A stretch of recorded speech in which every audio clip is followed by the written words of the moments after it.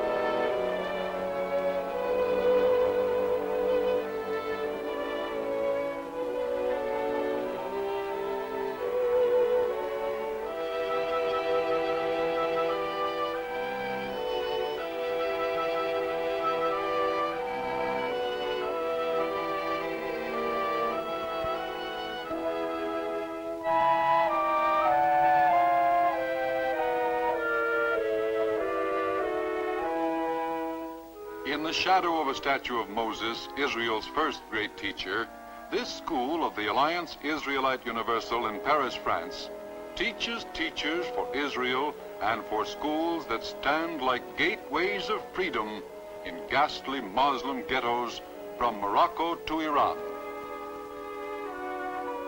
These future teachers are themselves graduates of Alliance schools in North Africa and the Near East, chosen through stiff competitive exams. Their goal? To learn their studies well so they may return home to spread the light of knowledge among their own people. In these halls, the students devote themselves to two great cultural heritages, the learning of the modern Western world and the living, ageless inspiration of Judaism. Their instructors are the very best, experts in Jewish studies or professors from the University of Paris.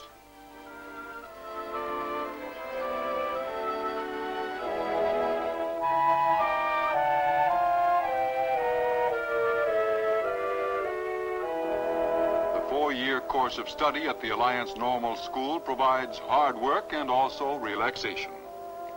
You can't help thinking about the future here, in this very place where great philosophers of the 18th century once walked before you. You can't help wondering, how well will I be able to apply tomorrow what I'm learning today? How well will I be able to help children who will look to me to guide them out of their present darkness into a world of light and sun?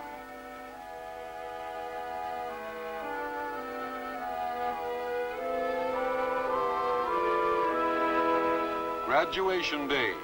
Your assignment is confirmed.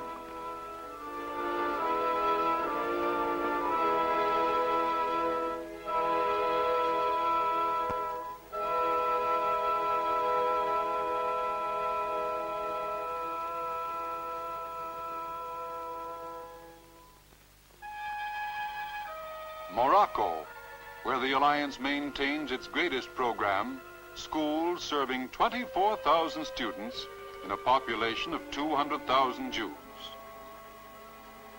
The representative of the Alliance addresses the new teachers.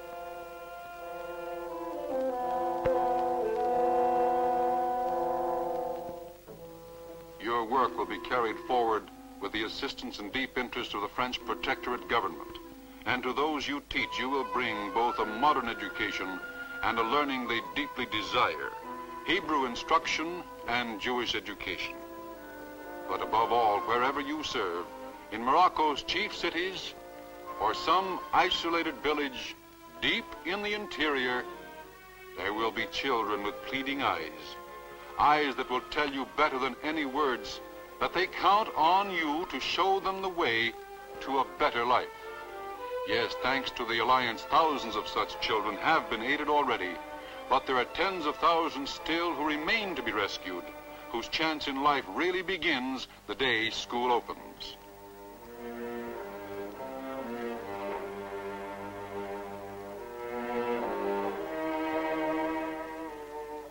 This is the Mela, the Jewish quarter of Casablanca, Morocco's chief city. No light, no air, a human swamp with no way out but for the schools of the Alliance. And even that way out exists only for the fortunate ones, those who have been admitted, because there aren't schools enough, classrooms enough, and many must wait.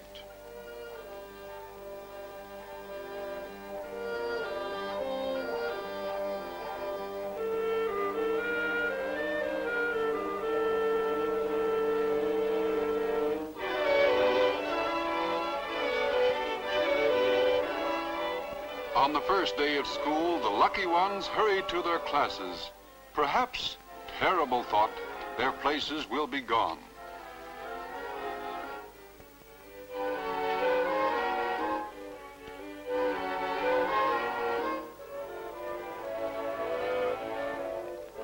See, there are hundreds who've come to plead for a chance, for children turned away, for a chance to learn, yes, a chance to live.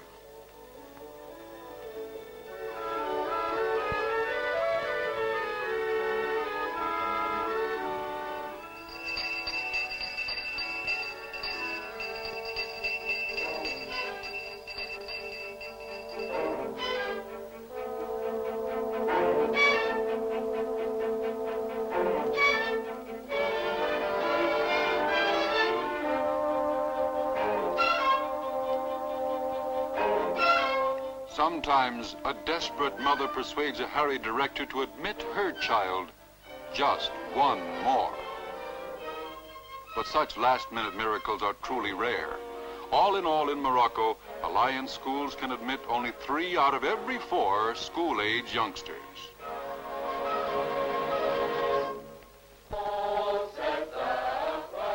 These lucky youngsters sing the Alliance hymn with joy in every note and a smile in their hearts.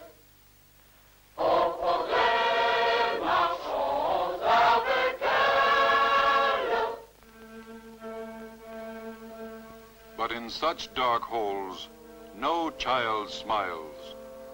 This is one of the so-called Khadarim, religious schools of the Moroccan ghettos.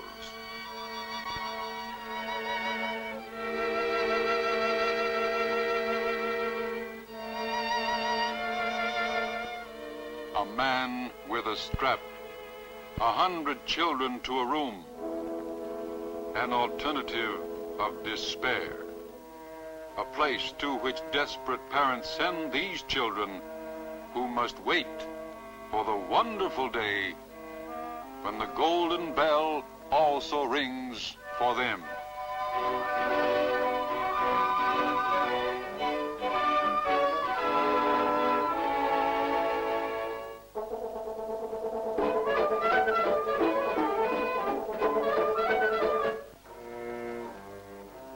Meanwhile, October 1st is a day no new pupil ever forgets.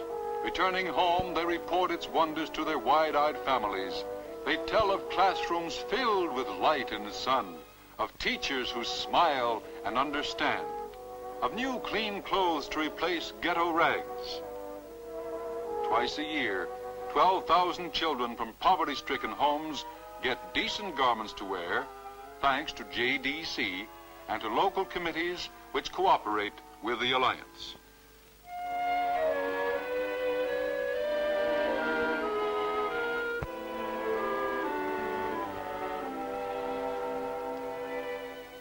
Even more important, These 12,000 youngsters in Alliance schools from Morocco to Iran receive a noontime meal, their only real meal of the entire day.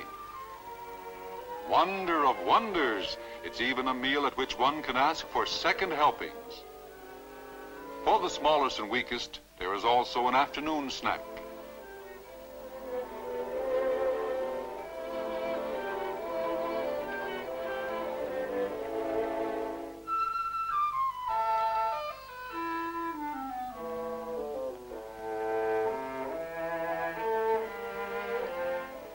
Yet, hungry as they are, many children remember even hungrier brothers and sisters at home.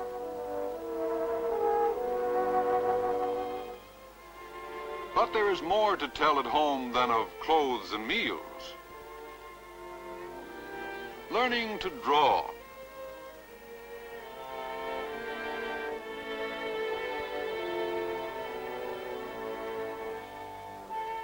to spell, and to read are as exciting as second helpings at mealtime.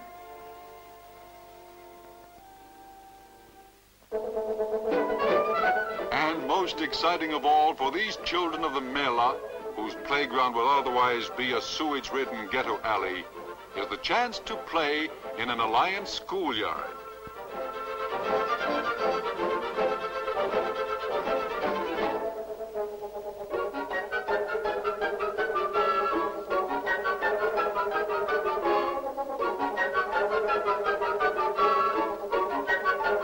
Yes, the pleasures of the day make homework at night easy to do.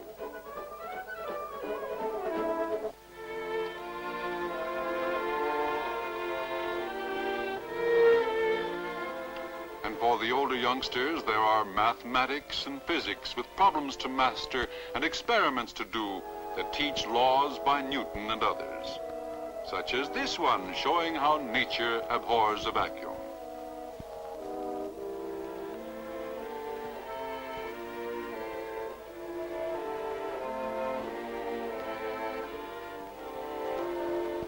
Above all, the Alliance knows that success in later life depends as much on health as on what is learned in class. In preparation for a decent, normal life, which the French administration is trying to implant in medieval backward Morocco, expert volunteer doctors check each student and recommend his participation in vigorous exercise and sports.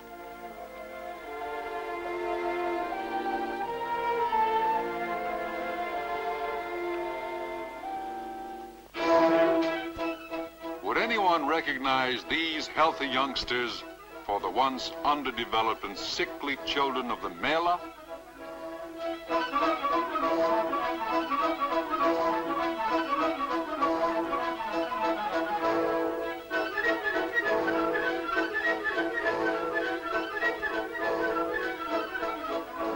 Yes, the physical training and sports activities in Alliance schools build healthy bodies and a vigorous Jewish youth.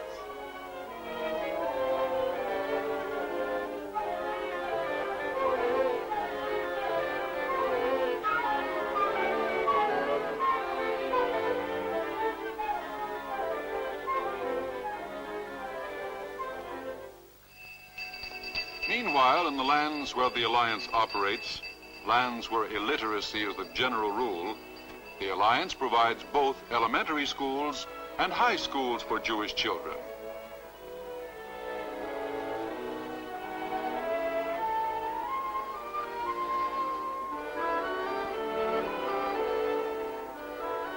You may be sure from these children of the Alliance will come tomorrow's doctors, lawyers, teachers, researchers, and businessmen, just as they have for almost a century. As they make their way in life, they'll be equipped with a good knowledge of Hebrew and Jewish history, a knowledge which will stand in good stead those who may choose to go to Israel.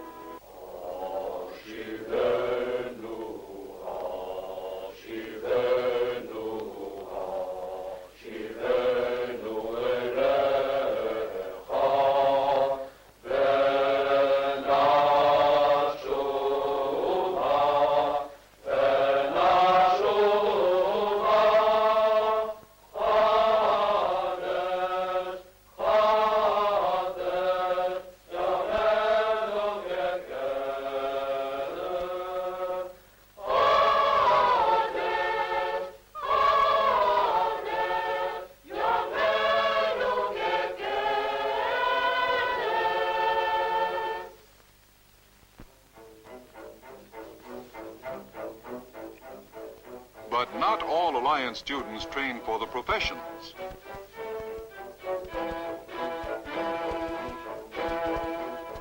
In special vocational schools, many acquire useful skills and trades.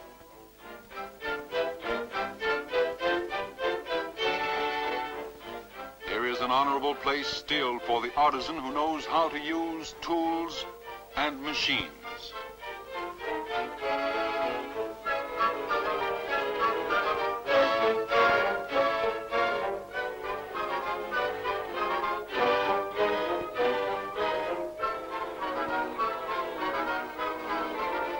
Who can keep his plane true and level.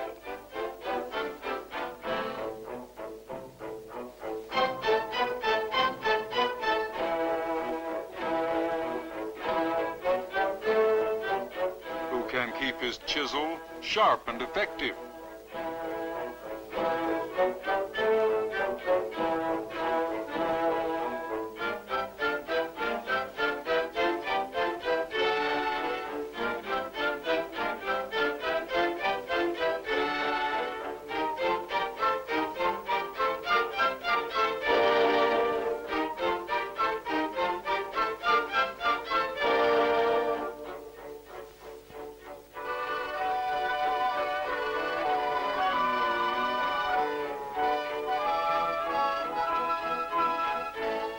Girls, too, are trained in the useful arts.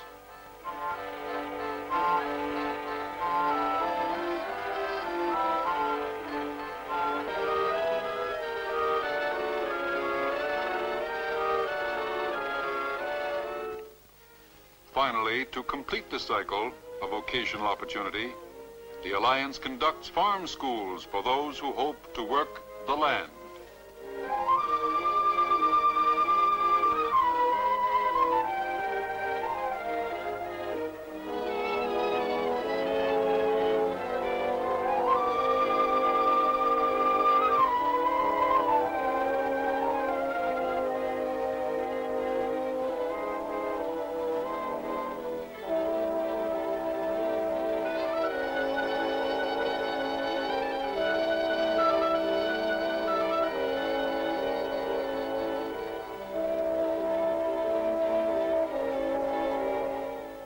One such school, Israélite, is located near Tel Aviv.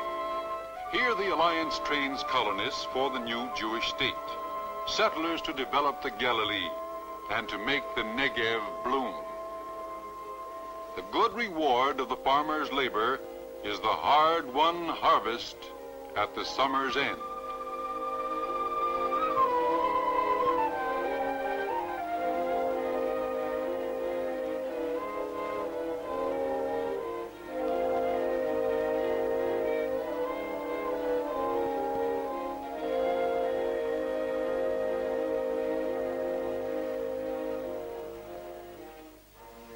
But summertime is a time to grow more than apricots and wheat.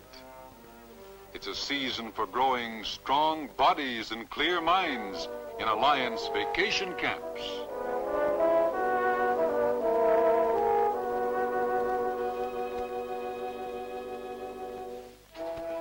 The friendly cooperation of the JDC and of local committees made up mainly of Alliance graduates makes it possible to send thousands of children to the mountains or the seashore.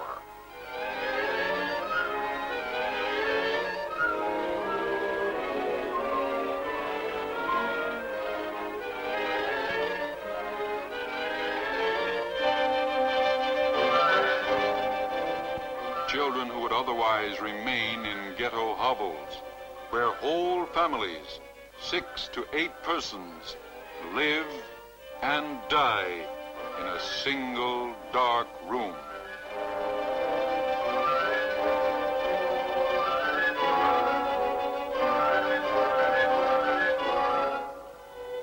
But vacations end, and summers too.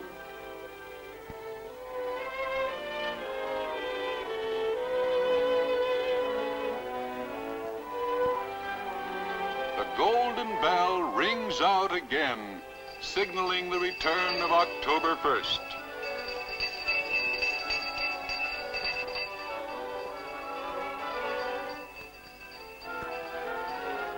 To 5 of every 10 school-age Jewish children in Iran, to 3 out of every 4 in Morocco, to 10 out of 10 in Tunisia, to 52,000 children in a dozen lands, including Israel, the Alliance school bell chimes a song of hope and future. Again and again, a mother pleads for her child's future. Please, take mine.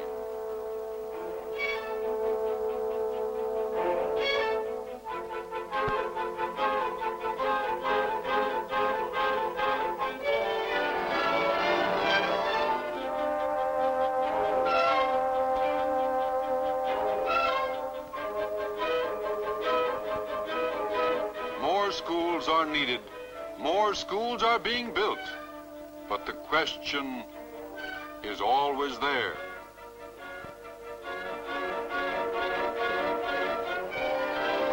What of the one who remains of 4 in Morocco, the 5 out of 10 on whom the door must close in impoverished Iran?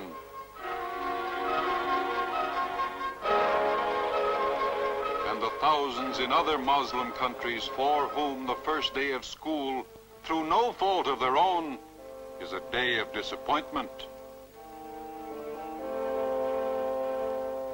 In the alleys and gutters of the Muslim world, there is nothing to learn but life's worst.